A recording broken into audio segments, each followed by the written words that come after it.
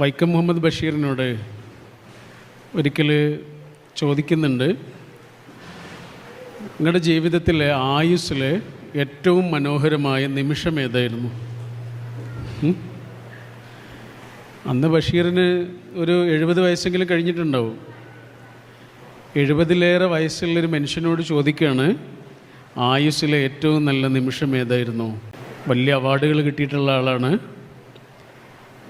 വലിയ മഹാഗ്രന്ഥങ്ങൾ, കട്ടിയുള്ള പുസ്തകങ്ങൾ എഴുതിയിട്ടുള്ള ആളാണ്, ഒരുപാട് അംഗീകാരങ്ങൾ സമൂഹത്തിൽ നിന്ന് നേടിയെടുത്തിട്ടുള്ള മഹാപ്രതിഭയാണ്. അദ്ദേഹത്തോട് ചോദിക്കുകയാണ്, ആയുസ്സിലെ ഏറ്റവും നല്ല നിമിഷം ഏതായിരുന്നു? അദ്ദേഹം പറഞ്ഞത് ഇതൊന്നും ആയിരുന്നില്ല. അദ്ദേഹത്തിന് ആകെ ഒരു മകനാണ് ഉള്ളത്, അനീസ്, പിന്നെ ഒരു മോളുണ്ട്. അനീസ് ചെറിയ കുട്ടിയായിരുന്ന സമയത്ത് ഈ കരഞ്ഞ് കരഞ്ഞ് ശ്വാസം കിട്ടാതാവുന്ന ഒരു ബുദ്ധിമുട്ടുണ്ടായിരുന്നു കുട്ടിക്ക്.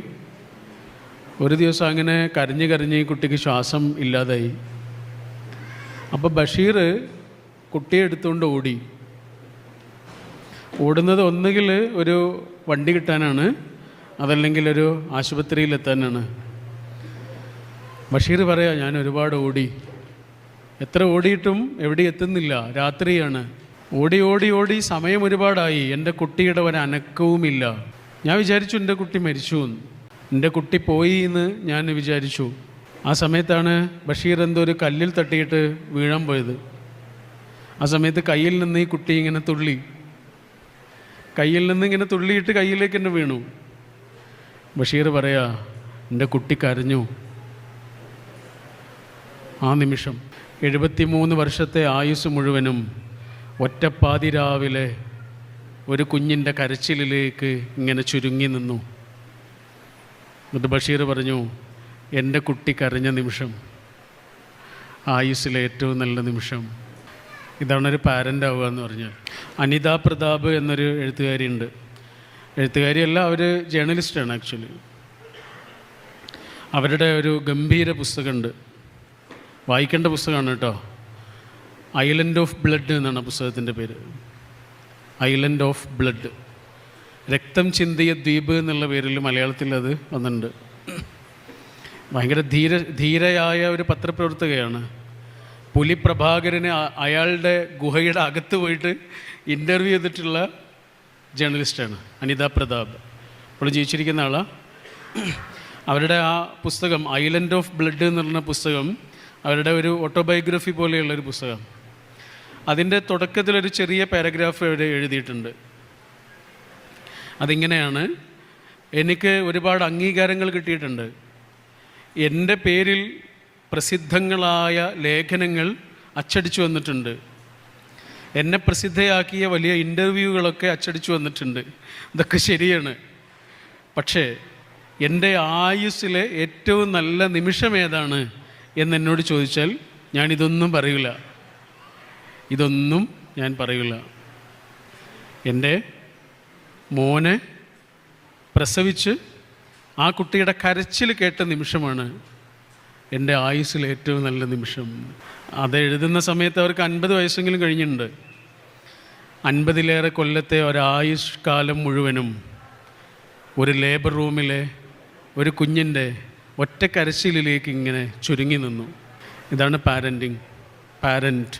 സത്യത്തിൽ മാതാപിതാക്കളാണ് നമ്മുടെ ആദ്യത്തെ ഗുരുനാഥന്മാർ എന്ന് നമ്മൾ പറയും അല്ലേ? മാതാപിതാക്കളാണ് നമ്മുടെ ആദ്യത്തെ ഗുരുനാഥന്മാർ. പക്ഷെ മക്കളാണ് നമ്മുടെ അവസാനത്തെ ഗുരുനാഥന്മാർ. മാതാപിതാക്കളാണ് ആദ്യത്തെ ഗുരുനാഥന്മാർ, പക്ഷെ മക്കളാണ് അവസാനത്തെ ഗുരുനാഥന്മാർ.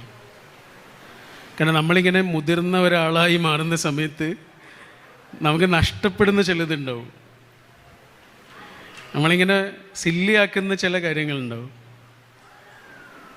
അതെന്താണെന്ന് പഠിപ്പിച്ചു തരാൻ വേണ്ടിയിട്ട് പടച്ചോൻ പറഞ്ഞയക്കുന്ന മാഷുമാരാണ് ശരിക്കും പറഞ്ഞാൽ നമ്മൾ കണ്ടുമുട്ടുന്ന ഓരോ കുട്ടിയും. നമ്മുടെ കുട്ടി മാത്രമല്ല, നമ്മൾ കണ്ടുമുട്ടുന്ന കുഞ്ഞുങ്ങൾ പോലും അങ്ങനെയാണ്. ഈ അടുത്ത് കുറച്ച് മുമ്പാണ് നമ്മുടെ ഒരു സുഹൃത്തിൻ്റെ വീട്ടിൽ പോയതായിരുന്നു. അപ്പോൾ അവൾക്ക് 2 കുഞ്ഞുങ്ങളുണ്ട്. ഒരു 7 വയസ്സായ കുട്ടിയും 4 or 5 വയസ്സുള്ളൊരു മോനുണ്ട്. അപ്പോൾ ഇവർക്ക് രണ്ടാളുകൾക്കും ഐസ്ക്രീം വേണം. കോഴിക്കോടൊരു സ്പെഷ്യൽ ഐസ്ക്രീം ഉണ്ട്, അത് വേണം എന്ന് പറഞ്ഞിട്ട് അവരെ രണ്ടാളെയും കൊണ്ട്, നമ്മുടെ മോനുണ്ട്, അവരെ രണ്ടാളെയും കൊണ്ട് ഐസ്ക്രീം വാങ്ങാൻ വേണ്ടി പോവുക. ആ സമയത്ത് കുട്ടികളെല്ലാം പിറകിൽ ആണ്, നമ്മൾ വണ്ടി ഓടിച്ചുകൊണ്ടിരിക്കുക. ഈ ചെറിയ മോന് നവീൻ എന്നാണ് അവൻ്റെ പേര്. അപ്പം നവീൻ എന്തൊക്കെയോ കാണിച്ചുകൊണ്ടിരിക്കുന്നുണ്ട് പിറകിൽ നിന്ന്.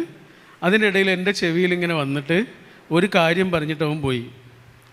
പിന്നെ അവൻ്റെ കളിയിൽ തന്നെ അവന് ഏർപ്പെട്ട് ഒരു കാര്യം സില്ലിയായിട്ട് പറഞ്ഞിട്ട് അവൻ പോയി. എന്താ പറഞ്ഞതെന്നറിയോ? എന്നോട് പറഞ്ഞത്, നല്ലോണം പൈസ ഉണ്ടെങ്കിലും വേണ്ട, തീരെ പൈസ ഇല്ലെങ്കിലും വേണ്ട എന്ന് പറഞ്ഞു. ഐസ്ക്രീം നല്ലോണം പൈസ ഉണ്ടെങ്കിലും വേണ്ട, തീരെ പൈസ ഇല്ലെങ്കിലും വേണ്ട. അപ്പോൾ ഞാനിങ്ങനെ തലയാട്ടി അവനോട്, പക്ഷേ എനിക്ക് എന്താണ് അവൻ പറഞ്ഞതെന്ന് മനസ്സിലായില്ല.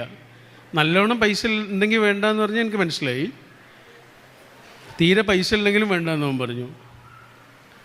അപ്പോൾ എനിക്ക് മനസ്സിലായില്ല. പക്ഷേ ഞാൻ അവനോട് അത് ചോദിച്ചില്ല, എക്സ്പ്ലനേഷനൊന്നും ചോദിച്ചില്ല. അങ്ങനെ വീട്ടിൽ വന്ന് ഐസ്ക്രീമൊക്കെ കഴിച്ച് വീട്ടിൽ വന്ന് അവളുടെ ഉമ്മയോട് ചോദിച്ചു. ഞാൻ ഹിബ എന്നാണ് ആ ഫ്രണ്ടിൻ്റെ പേര്. ഹിബയുടെ ഉമ്മയുണ്ട്, ഇവൻ്റെ വല്യമ്മയോട് പറഞ്ഞു, നവീൻ ഇങ്ങനെ പറയുന്നുണ്ട്, നല്ലോണം പൈസ ഉണ്ടെങ്കിലും വേണ്ട, തീരെ പൈസ ഇല്ലെങ്കിലും വേണ്ട എന്നോട് പറഞ്ഞു എന്ന് പറഞ്ഞു. അപ്പോൾ ഉമ്മ ഇങ്ങനെ ചിരിച്ചു. ഉമ്മ ചിരിച്ചിട്ട് പറഞ്ഞു, ഉമ്മ അത് ട്രാൻസ്ലേറ്റ് ചെയ്ത് തന്നു. അവൻ്റെ ഭാഷ നന്നായി അറിയുന്ന വല്യമ്മ അവൻ പറഞ്ഞ കവിത എന്താണെന്ന് എനിക്ക് പറഞ്ഞു തന്നു. ഐസ്ക്രീമിന് നല്ലോണം പൈസ ഉണ്ടെങ്കിലും അവന് വേണ്ട, എൻ്റെ കയ്യിൽ തീരെ പൈസ ഇല്ലെങ്കിലും ഐസ്ക്രീം വേണ്ട, എന്നെ ബുദ്ധിമുട്ടിക്കണില്ല. നമ്മുടെ ജീവിതത്തിലെ ആദ്യത്തെ അധ്യാപകർ നമ്മുടെ മാതാപിതാക്കളാണ്. പക്ഷേ അവസാനത്തെ അധ്യാപകർ നമ്മൾ കണ്ടുമുട്ടുന്ന ഓരോ കുട്ടിയുമാണ്. നമ്മുടെ മോന് ഒരു ദിവസം, ചെറിയ മോനാ, 4ാം ക്ലാസ്സിലൊക്കെ പഠിക്കുന്ന സമയത്താണ്, ഇവന് ഓട്ടോറിക്ഷയിലാണ് സ്കൂളിലേക്ക് പോവുക. ഒരു ദിവസം ഓട്ടോറിക്ഷ കിട്ടിയില്ല, അപ്പോൾ അവനെയും കൊണ്ട് നമ്മുടെ വണ്ടിയിൽ പോവുക. അന്ന് ചെറിയൊരു കാറാണ്, ആ കാറിൽ പോവുക. അപ്പോൾ കുറച്ച് ദൂരമുണ്ട്, നല്ല സ്പീഡിലാണ് പോണത്, കുറച്ച് വൈകിട്ടുണ്ട്. ആ സമയത്ത് എതിരെ ഒരു ടിപ്പർ ലോറി ഇങ്ങനെ വരുന്നുണ്ട്, ചെറിയ റോഡാണ്. അപ്പോൾ ആ ടിപ്പർ ലോറിക്ക് സൈഡ് കൊടുത്ത്, ടിപ്പർ ലോറി ഇങ്ങനെ നമ്മളുടെ സൈഡിലൂടെ പോകുന്ന സമയത്ത് പിന്നെ അവിടെ വേറെ വണ്ടികൾക്കൊന്നും പോകാനുള്ള സ്ഥലമില്ല. ടിപ്പർ ലോറിയുടെ പിറകിൽ നല്ല സ്പീഡിൽ ഒരു ബൈക്ക് വരുന്നുണ്ടായിരുന്നു. നമ്മൾ കണ്ടില്ല. ബൈക്ക് നേരെ വന്ന് നമ്മുടെ കാറിനെ ഇടിച്ച് ബൈക്കിലുള്ള 2 ആളുകളും മറിഞ്ഞു വീണ്. അതൊരമ്മയും മോനുമായിരുന്നു. 2 ആളുകൾ മറിഞ്ഞു വീണിട്ട് ആ അമ്മ ഇങ്ങനെ ഉരുണ്ടുരുണ്ട് പോയി കിടക്കുന്നത് ആ ലോറിയുടെ ടയറിൻ്റെ ഏകദേശം അടുത്താണ്. ലോറി നിർത്തി. നമ്മളിങ്ങനെ പുറത്തേക്ക് ഇറങ്ങി നോക്കുമ്പോൾ ഇതാ കാണുന്നത്. അമ്മ തലയൊക്കെ പൊട്ടി ചോര വരുന്നുണ്ട്. ആളുകൾ അവരെയും കൊണ്ട് ആശുപത്രിയിലേക്ക് ഓടി. പിന്നെ ഞാൻ നമ്മുടെ വണ്ടി ഇങ്ങനെ നോക്കുമ്പോൾ വണ്ടിയുടെ മുൻഭാഗം മുഴുവനും പോയിട്ടുണ്ട്. ഇനി അത് നന്നാക്കാതെ മുന്നോട്ട് പോകാൻ പറ്റില്ല, അത്രയും അത് ജാമായി കിടക്കുന്നുണ്ട് ടയറിനോടൊക്കെ. അപ്പോൾ യാത്രകളൊക്കെ ഉണ്ട്, അതൊക്കെ മുടങ്ങി, എല്ലാം മുടങ്ങി. അതിങ്ങനെ സങ്കടപ്പെടുത്തുകയാണ് മനസ്സിൽ. പതുക്കെ അതൊക്കെ ആ ജാമൊക്കെ ഇങ്ങനെ കൊട്ടി ശരിയാക്കിയിട്ട് വണ്ടി മെല്ലെ തിരിച്ചു പോരുകയാണ്. സ്കൂളൊക്കെ ക്യാൻസൽ ചെയ്ത് അങ്ങനെ തിരിച്ചു പോരുന്ന സമയത്ത് എൻ്റെ മനസ്സിൽ മുഴുവനും വണ്ടി കേടുവന്നല്ലോ എന്നുള്ള ദുഃഖമാണ്. പക്ഷേ ആ സമയത്ത് ഒരു കരച്ചിൽ കേൾക്കുക. ഞാനിങ്ങനെ നോക്കുമ്പോൾ മോന് കരയുക. അവൻ്റെ ചുണ്ടൊക്കെ പൊട്ടിയിട്ടുണ്ട്, എവിടെ ചെന്ന് ഇടിച്ചിട്ടുണ്ട് അവൻ്റെ തലയൊക്കെ. അപ്പം ഞാനവനോട് ചോദിച്ചു, ആശുപത്രിക്ക് പോകണോ മോനെ? പറഞ്ഞു വേണ്ട. വേദനയുണ്ടോ? ഇല്ല. മരുന്ന് എന്തെങ്കിലും വാങ്ങിയിട്ട് പുരട്ടിയാലോ? വേണ്ട. ഓനൊന്നും വേണ്ട. പിന്നെന്തിനാ കരയണേ? വേദനയില്ലെങ്കിൽ പിന്നെന്തിനാ കരയുന്നത് എന്ന് ചോദിച്ചപ്പോൾ അവൻ എന്നോട് പറഞ്ഞു, അബ്ബാ, ആ അമ്മയ്ക്ക് എന്തെങ്കിലും പറ്റിയിട്ടുണ്ടാവുമോ? അവരുടെ നെറ്റി പൊട്ടിയിട്ട് ചോരയൊക്കെ വരുന്നുണ്ടല്ലോ. ഞാൻ ചെറുതായി പോയി. എൻ്റെ വണ്ടിയുടെ മുൻഭാഗം പൊട്ടിയതിൻ്റെ പേരിൽ സങ്കടപ്പെടുന്ന എന്നോട് അവൻ്റെ ആരുമല്ലാത്തൊരമ്മയുടെ നെറ്റി പൊട്ടിയതിൻ്റെ പേരിൽ കരയുന്ന എൻ്റെ കുട്ടി ഒറ്റ നിമിഷം കൊണ്ട് വലിയൊരു മനുഷ്യനാവുകയും ഞാനൊരു ചെറിയ കുട്ടിയാവുകയും ചെയ്തു. നമ്മുടെ ജീവിതത്തിൽ കിട്ടുന്ന ആദ്യത്തെ അധ്യാപകർ നമ്മുടെ വാപ്പയും ഉമ്മയുമാണ്. പക്ഷെ അവസാനത്തെ അധ്യാപകർ നമ്മൾ കണ്ടുമുട്ടുന്ന ഓരോ കുട്ടിയുമാണ്. നമ്മുടെ കുട്ടികൾക്ക് നമ്മൾ എന്തൊക്കെ കൊടുക്കുന്നുണ്ട് എന്നതിനേക്കാൾ പ്രധാനമാണ് എന്തൊക്കെ കൊടുക്കുന്നില്ല എന്നുള്ളത്. എന്തൊക്കെ കൊടുക്കണം എന്നുള്ളത് നമുക്കൊക്കെ അറിയാം. അറിയില്ലെങ്കിൽ മിക്കവാറും അത് പഠിച്ചെടുക്കാനൊക്കെ ഉള്ള വഴികളുണ്ട് നമുക്ക്, അല്ലേ? പാരൻറ്റിങ് ക്ലാസ്സുകളായിട്ടും ഒക്കെ. പക്ഷേ എന്തൊക്കെ കൊടുക്കുന്നുണ്ട് എന്നുള്ളതിനേക്കാൾ പ്രധാനമായ ഒരു കാര്യം ചില കാര്യങ്ങൾ കൊടുക്കാതിരിക്കുക എന്നുള്ളതാണ്. ചില കാര്യങ്ങൾ ആ കുട്ടിക്ക് കൊടുക്കാതിരിക്കുക എന്നുള്ളതാണ്. അങ്ങനെ കൊടുക്കാതിരിക്കുക എന്നുള്ളതിൽ ഏറ്റവും പ്രധാനമായ ഒരു കാര്യം ആ കുട്ടിയുടെ ഉള്ളിൽ തീരാത്ത മുറിവുകൾ നമ്മുടെ വാക്കുകൾ കൊണ്ടോ പ്രവർത്തനങ്ങൾ കൊണ്ടോ ഉണ്ടാക്കാതിരിക്കുക എന്നുള്ളതാണ്. വേറെ നമ്മൾ എന്ത് കൊടുത്തില്ലെങ്കിലും കുഴപ്പമില്ല, എന്തൊക്കെ കൊടുക്കണം എന്നുള്ളതിനെക്കുറിച്ചൊക്കെ നമുക്കറിയാം. അതൊന്നും കൊടുത്തിട്ടില്ലെങ്കിലും നമ്മൾ കാരണം നമ്മുടെ കുഞ്ഞിൻ്റെ മനസ്സിൽ മുറിവുകളില്ലാതിരിക്കുക എന്നുള്ളതാണ് ആ കുട്ടിയോട് ചെയ്യാൻ പാടില്ലാത്ത ഏറ്റവും വലിയ കാര്യം. ദുൽഖർ സൽമാനെ നമുക്കൊക്കെ അറിയാമല്ലോ, അതാരാണെന്ന് പറയേണ്ട കാര്യമൊന്നുമില്ല. ദുൽഖർ സൽമാൻ അയാളുടെ വാപ്പയെക്കുറിച്ച് പറഞ്ഞൊരു വാക്കുണ്ട്. ഒരു പ്രിൻ്റഡ് മീഡിയയിലാണ് ഞാനത് വായിച്ചത്. അയാളുടെ വാപ്പ കഴിഞ്ഞ 43 കൊല്ലങ്ങളായിട്ട് ചെയ്തുകൊണ്ടിരിക്കുന്ന ജോലി എന്താണെന്ന് നമുക്കൊക്കെ അറിയാം. വഴുക്കുന്ന വയൽവരമ്പ് പോലെ അപകടം നിറഞ്ഞ ജോലിയാണ്.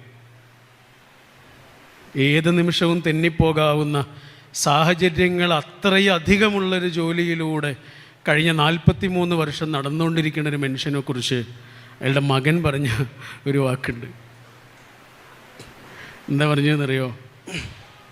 മറ്റുള്ളവരുടെ മുന്നിൽ തലകുനിക്കേണ്ട ഒരു സാഹചര്യം എൻ്റെ വാപ്പ എനിക്കിതുവരെ ഉണ്ടാക്കിയിട്ടില്ല. അതാണ് എൻ്റെ വാപ്പയോടുള്ള എൻ്റെ ഏറ്റവും വലിയ കടപ്പാട്. വലിയ അംഗീകാരങ്ങൾ കിട്ടിയ കലാകാരനാണ്, രാജ്യം മുഴുവനും അംഗീകാരങ്ങളുള്ള കലാകാരനാ, നടനാ, സാംസ്കാരിക പ്രവർത്തകനാ, ഒക്കെ ശരിയാ. അതൊക്കെ നമ്മക്കാ.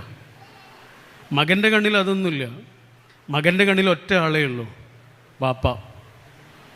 മകൻ്റെ ഉള്ളിലിങ്ങനെ നിഴലിച്ചു നിൽക്കുന്ന ഒരൊറ്റ ചിത്രമേ ഉള്ളൂ, അത് വാപ്പ എന്നുള്ള ചിത്രമാണ്. ആ ചിത്രം എങ്ങനെയാണ് എന്നുള്ളതിനെക്കുറിച്ചാണ് മകൻ പറയണത്.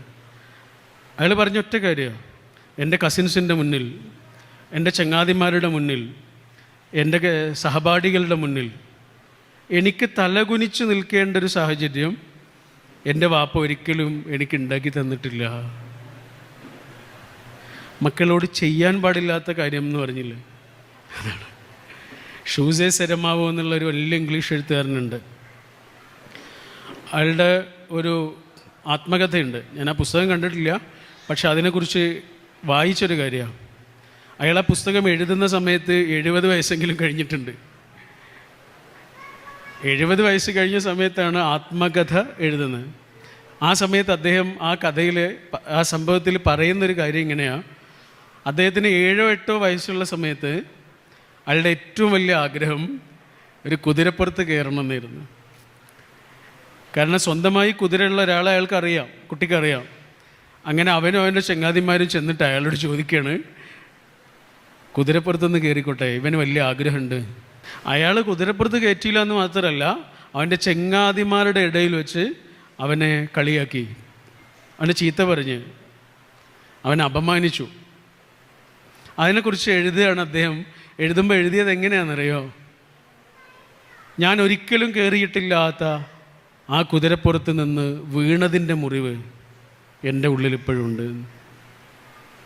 ഞാൻ കയറിയിട്ടില്ല, പക്ഷെ കയറി വീഴുന്നതിനേക്കാൾ വലിയൊരു മുറിവ് എൻ്റെ ഉള്ളിൽ അയാൾ തന്നു. ആ മുറിവ് എൻ്റെ ഉള്ളിൽ ഇപ്പോഴുണ്ട്. അതാണ്. ഒരു കുട്ടിയുടെ കൂടെ ജീവിക്കുക എന്ന് പറഞ്ഞാൽ ഒരു ചെറിയ കാര്യമല്ല. നമ്മൾ അത്രയേറെ ഇങ്ങനെ എഡിറ്റ് ചെയ്തുകൊണ്ടിരിക്കേണ്ട ഒരു ജോലിയാണ് സ്വയം. കാരണം നമ്മൾ വളർത്തുന്നതൊരു ജീവനെയാണ്. കല്യാണം കഴിക്കണോ വേണ്ടേ എന്നുള്ളതിനെക്കുറിച്ച് നമ്മൾ ചിന്തിക്കുന്ന ഒരു ചിന്ത ഉണ്ടല്ലോ.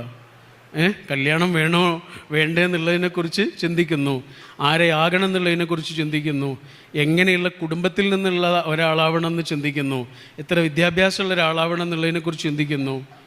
കല്യാണം കഴിക്കണോ വേണ്ടേ എന്നുള്ളതിനെക്കുറിച്ച് ചിന്തിച്ചതിലേറെ നമ്മൾ ചിന്തിക്കേണ്ട കാര്യമാണ് ഒരു കുട്ടി വേണോ എന്നുള്ളതിനെക്കുറിച്ച്. കാരണം അത് എന്താണെന്നറിയുങ്ങൾ, നമ്മൾ ജനിതകമാണ് ഈ കൊടുക്കണത്. നമ്മളൊരു മനുഷ്യ ജീവനെയാണ് ഇങ്ങോട്ട് കൊണ്ടുവരുന്നത്. ചെറിയ ഉത്തരവാദിത്തങ്ങളുള്ളൊരു കാര്യമല്ല, നമ്മൾ മാറേണ്ട ഒരു കാര്യമാണത്. ആ പഴയ ആളല്ല പിന്നെ നമ്മളാണ് മാറുന്നത്. നമ്മളെത്രയാണോ മാറുന്നത് ആ മാറ്റത്തിൻ്റെ നിഴൽ മാത്രമായിരിക്കും ആ കുട്ടി. നമ്മൾ ഈ ചെറിയൊരു പുളിങ്കുരുവൊക്കെ ഇങ്ങനെ നനവുള്ളൊരു സ്ഥലത്ത് വെറുതെ കൊണ്ടുപോയി വെച്ചാൽ മതി. കുഴിച്ചിടൊന്നും വേണ്ട, വെറുതെ ഇങ്ങനെ കൊണ്ടുപോയി വെച്ചാൽ മതി. അതിങ്ങനെ തെളിർത്ത് വരുന്നതാണ്. ചെറിയൊരു ചെടിയായി അതിങ്ങനെ വരും, പുളിഞ്ചെടിയായി വരും. അങ്ങനെ ചെടിയായി വരാൻ തുടങ്ങിയ സമയത്ത് ഒരു മുട്ടുസൂചി കൊണ്ട് അതിനെ ഒന്ന് കുത്തി നോക്കുന്നുണ്ടോ? പുളിമരമായാലും ആ കുത്ത് അവിടെ തന്നെ ഉണ്ടാവും. പുളിയും ചെടിയായിരുന്ന സമയത്ത് നമ്മൾ കൊടുത്തൊരു കുത്ത് പുളിമരമായാലും ആ കുത്ത് അവിടെ തന്നെ ഉണ്ടാവും. എന്നാൽ പുളിമരമായതിനു ശേഷം നമ്മൾ മുട്ടുസൂചി കൊണ്ട് കുത്തി നോക്കൂ, മഴ കൊണ്ട് വെട്ടി നോക്കൂ, നമ്മളും മഴവും തെറിച്ചു പോകും. ഇതാണ് മുറിവ്. എനിക്ക് 41 വയസ്സായി. എന്നെ നിങ്ങൾ ഇത്ര ആളുകളുടെ ഇടയിൽ വെച്ചിട്ട് അപമാനിച്ചു നോക്കൂ. ഇത്രയും ആളുകളുടെ ഇടയിൽ വെച്ചിട്ട് അപമാനിച്ചു നോക്കൂ. ആ അപമാനത്തിൻ്റെ വേദനയിൽ നിന്ന് പുറത്ത് കിടക്കാൻ കുറച്ച് സമയം മതിയാവും. പക്ഷേ 4 വയസ്സായൊരു കുട്ടിയെ അപമാനിച്ചു നോക്കൂ, 40 വയസ്സായാലും ആ മുറിവ് വളരേ ചെയ്യൂ, ആ കുട്ടിയോടൊപ്പം വളരും. പണ്ട് നമ്മുടെ ഈ ഹൈന്ദവ തറവാടുകളുണ്ടല്ലോ, നമ്മുടെ നാട്ടിലെ പഴയ തറവാട് ഇല്ലം പോലെയുള്ള വീടുകൾ, ആ വീടുകൾക്ക് അവിടെ അവരെ വിളിച്ചിരുന്നൊരു പേരുണ്ട്. ഇല്ലം എന്ന് പറയും, അതുപോലെയുള്ള പേരുകളൊക്കെ ഉണ്ടല്ലോ. ആ കൂട്ടത്തിലൊരു പേര് വല്ലാത്തൊരു പേരാണ്, മന എന്ന് പറയില്ലേ, മന. മന എന്നുള്ളത് 2 അക്ഷരങ്ങളല്ല, 2 വാക്കുകളാണ്. മ ന. വല്ലാത്തൊരു സംഭവമാണത്, വല്ലാത്തൊരു ഫിലോസഫിയാണത്. ഈ സംസ്കൃതം, അറബി, ഇംഗ്ലീഷ് പോലെയുള്ള ഭാഷകളുടെ പ്രത്യേകത, ഒരു വാക്ക് പറയുമ്പോൾ ആ വാക്കിനകത്ത് ഒരു ഫിലോസഫി ഉണ്ടാവും. ഇപ്പോൾ സംസ്കൃതത്തിൽ വേദന എന്ന് പറയില്ലേ, വേദന, നമ്മൾ വേദന എന്ന് പറയില്ലേ, വേദന എന്നുള്ള വാക്കിന് ഒരു അർത്ഥമുണ്ട്. എന്താണെന്നറിയോ?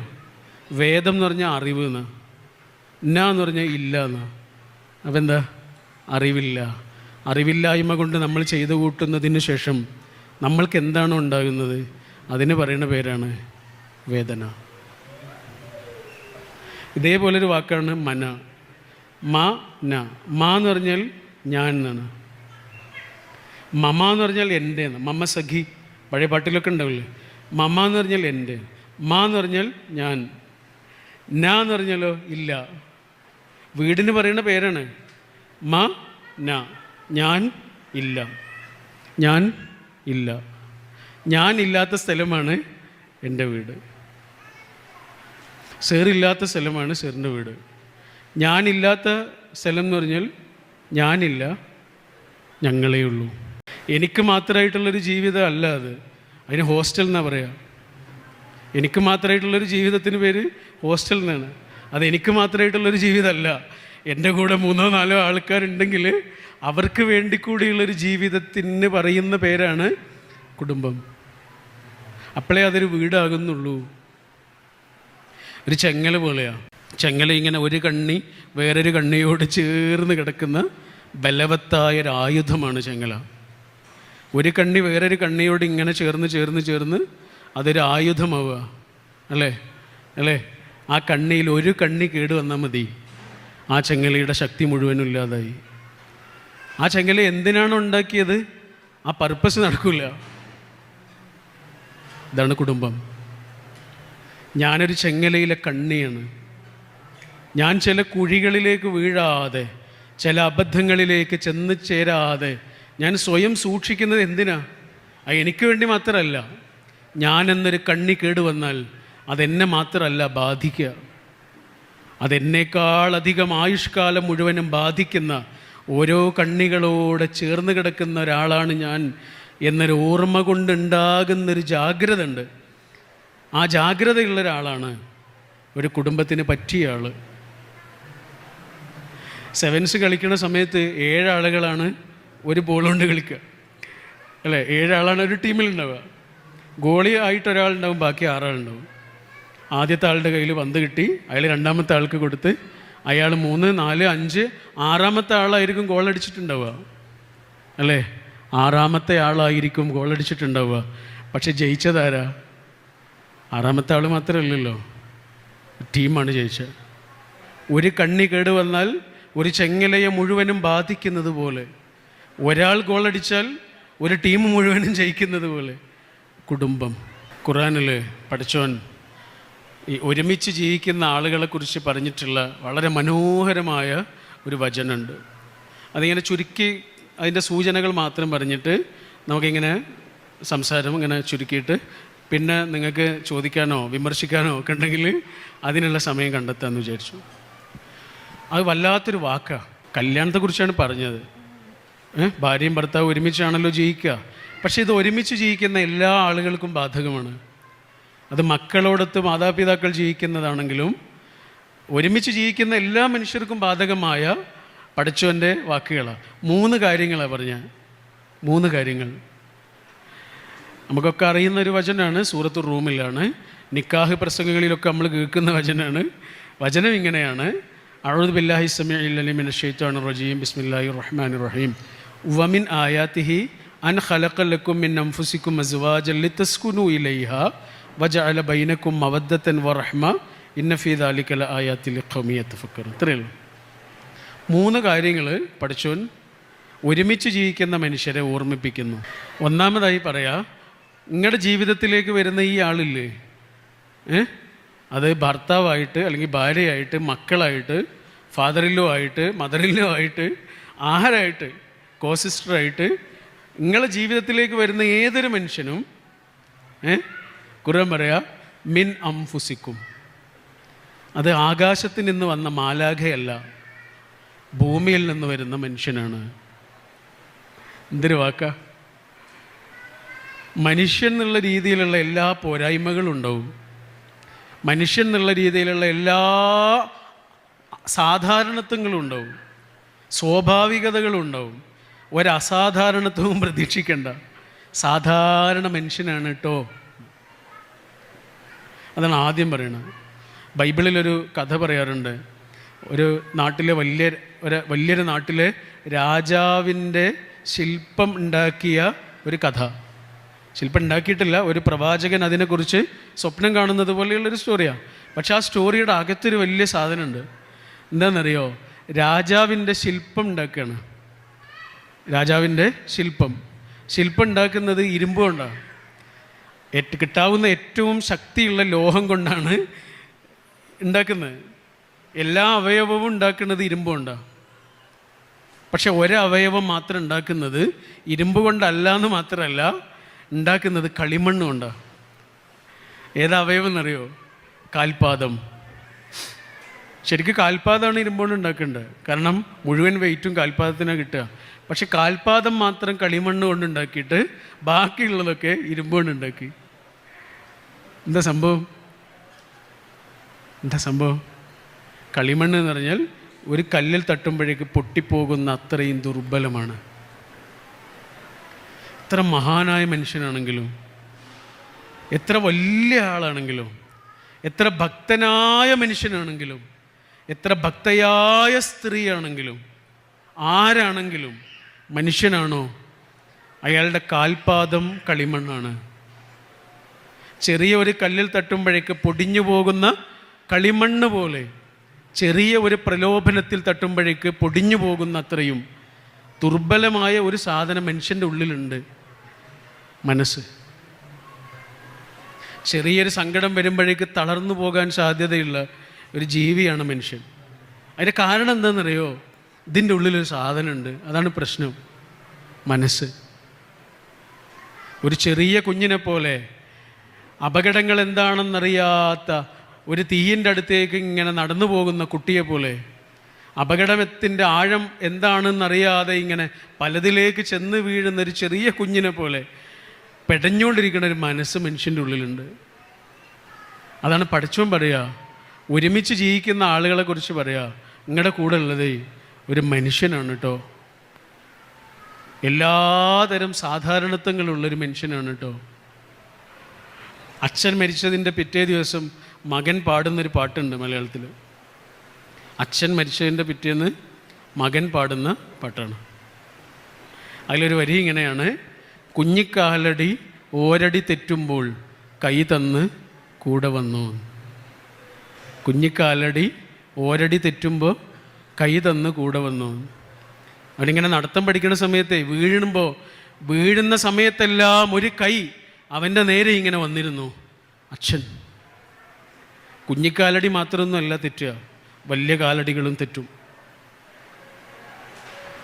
അപ്പോഴും നമ്മുടെ നേരെ നീണ്ടുവരുന്ന ഒരു കൈ ഇല്ലാതെ നമുക്ക് പറ്റില്ല. ഇപ്പം നമ്മളെ സ്നേഹിക്കാനും കാത്തിരിക്കാനും അംഗീകരിക്കാനും ഒക്കെ ആൾക്കാരുണ്ടാവും. നാട്ടുകാർക്കൊക്കെ ചിലപ്പോൾ നമുക്ക് വേണ്ടപ്പെട്ട ഒരാളോ ഇഷ്ടപ്പെട്ട ഒരാളൊക്കെ ആയിരിക്കും. പക്ഷെ അവരൊക്കെ നമ്മളെ തള്ളിപ്പറയുന്നൊരു നിമിഷത്തെക്കുറിച്ച് ആലോചിച്ച് നോക്കൂ. നമ്മളെ അംഗീകരിച്ച മനുഷ്യരൊക്കെ നമ്മളെ തള്ളിപ്പറയുന്ന ഒരു നിമിഷത്തെക്കുറിച്ച് ആലോചിച്ച് നോക്കൂ. നമ്മൾ ചെയ്തൊരു തെറ്റിൻ്റെ പേരിൽ, നമ്മളെ അടുത്തൊരു തെറ്റ് വന്നു പോയി, അതിൻ്റെ പേരിൽ എല്ലാവരും നമ്മളെ തള്ളിപ്പറയുന്ന നിമിഷം നമ്മളെ തിരിച്ചു വിളിക്കാൻ ഒരാൾ വേണം. പ്ലീസ് കം ബാക്ക് എന്ന് പറയാൻ ഒരാൾ വേണം. തെറ്റുകാരനായി തന്നെ കയറി ചെല്ലാൻ പറ്റുന്ന കുമ്പസാരക്കൂട് പോലെ ഒരു മനുഷ്യൻ വേണം. ആ മനുഷ്യനോടാണ് പഠിച്ചവൻ പറയണത്, എടാ നിങ്ങളെ കൂടെ ഉള്ളതേ വെറൊരു മനുഷ്യനാണ് കേട്ടോ. എത്ര നല്ല ആളോ എത്ര വലിയ ആളൊക്കെ ആണെങ്കിലും അയാളൊരു മനുഷ്യനാണ് കേട്ടോ. അയാൾ സ്വാഭാവികമായ മനുഷ്യനുണ്ടാകുന്നതൊക്കെ ഉണ്ടാവും കേട്ടോ. അതെപ്പോഴും ജാഗ്രതാപൂർവം ഓർക്കണം കേട്ടോ എന്നാണ് പഠിച്ചവൻ പറയണത്. ഒന്നാമതായി പറഞ്ഞത് എന്താണ്? നമ്മുടെ കൂടെ ഉള്ളതൊരു മനുഷ്യനാണ് എന്ന് ഓർമ്മിപ്പിച്ചു. രണ്ടാമതായി പറഞ്ഞു ആ മനുഷ്യന് വേണ്ട കാര്യങ്ങളെക്കുറിച്ച് 2 കാര്യങ്ങൾ പറഞ്ഞു. ഒന്ന് സ്നേഹം എന്ന് പറഞ്ഞു. അങ്ങനെ തന്നെ ഖുർആൻ പറഞ്ഞ സ്നേഹം എന്നുള്ളതിന് പിന്നെ അറബി ഭാഷയിൽ ഒരുപാട് വാക്കുകളുണ്ട് അല്ലേ സർ? സ്നേഹം എന്ന് പറയാവുന്ന ധാരാളം വാക്കുകളുണ്ട് അറബിയിൽ. 90ഓളം വാക്കുകളുണ്ടെന്ന് എവിടെയോ ഞാൻ വായിച്ചിട്ടുണ്ട്. സ്നേഹം എന്നുള്ളതിന് പറയപ്പെടാവുന്ന പലതരം ഫീലിങ്സിനെ പറ്റി പറയുന്ന 90ഓളം വാക്കുകളുണ്ട്. അതിൽ മവദ്ദത്ത് എന്നുള്ള വാക്കാണ് ഖുർആനോട് ഉപയോഗിച്ചത്. മവദ്ദത്ത് എന്ന് പറഞ്ഞാൽ എന്താ? ഉള്ളിൻ്റെ ഉള്ളിൽ നിന്നുള്ള സ്നേഹ, ഉള്ളിൻ്റെ ഉള്ളിൽ നിന്ന് നിലയ്ക്കാത്ത സ്നേഹമാണ് മവദ്ദത്ത്. നമ്മളെ സ്നേഹിക്കാൻ ഈ ലോകത്ത് എവിടെയെങ്കിലും ഒരാളുണ്ടാവുക എന്ന് ഉണ്ടായാൽ മതി. അയാൾ കൂടെ ഉണ്ടാവണമെന്ന് പോലും ഉണ്ട്. സ്നേഹിക്കപ്പെടുന്നുണ്ട് എന്നുള്ളൊരു ഓർമ്മ മതി, മനുഷ്യൻ പിടിച്ചു നിൽക്കും.